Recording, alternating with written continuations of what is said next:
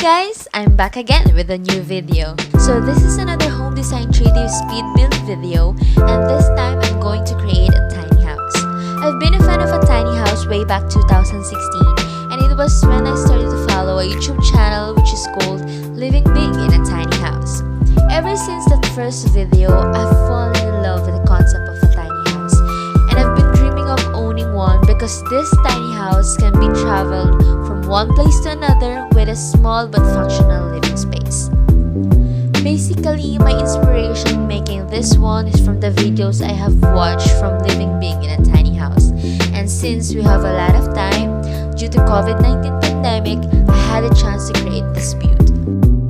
This is a 25 square meters tiny house with a 3 meters wide and 8.5 meters long, and additional 21 square meters if you will include the porch area.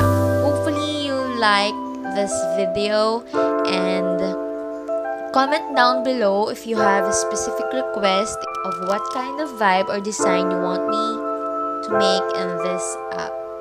So yeah, so hit the thumbs up and don't forget to like and subscribe to my YouTube channel for more videos.